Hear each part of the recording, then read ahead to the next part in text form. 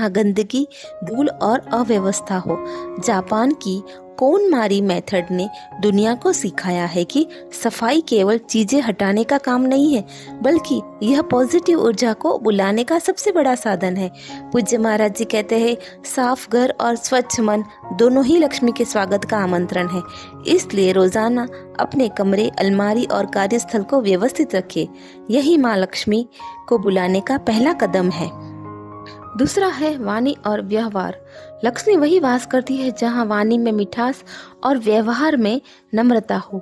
अगर हम घर वालों से कटुता से बोले, नौकर को डांटे या दूसरों को छोटा दिखाए, तो यह केवल रिश्ते नहीं तोड़ता, बल्कि लक्ष्मी को भी दूर कर देता है। रतन टाटा जैसे महान लोग अरबपति होने के बावजूद हर कर्मचारी को सर कहकर संबोधित करते हैं। यही उनका असली धन है। महाराज जी कहते हैं, मधुर वाणी सबसे बड़ी पूजा है। लक्ष्मी वही ठहरती है जहाँ वाणी से आशीर्वाद झरता है, कटुता नहीं।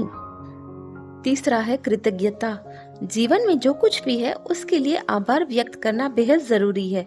अगर हम हर छोटी चीज के लिए भी धन्यवाद कहते हैं तो ब्रह्मांड हमें और अधिक देने के लिए तैयार हो जाता है। हर रात सोने से पहले भगवान को धन्यवाद दे, नौकरी के लिए, माता पिता के लिए, स्वास्थ्य और भोजन के लिए।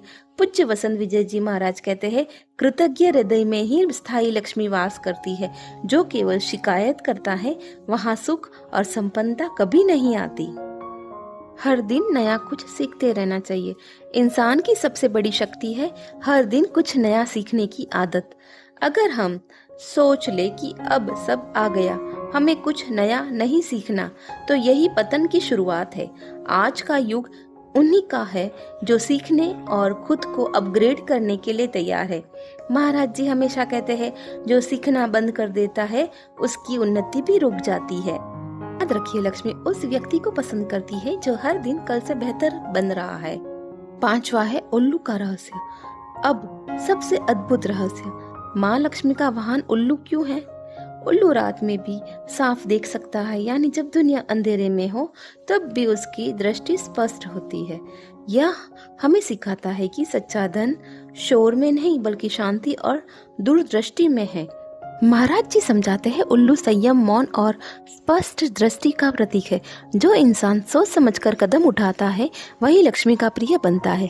तो अब जब भी कोई कहे उल्लू मत बनो, तो गर्व से कहिए, हाँ मैं वही उल्लू बनना चाहता हूँ जिस पर बैठकर माँ लक्ष्मी आती है।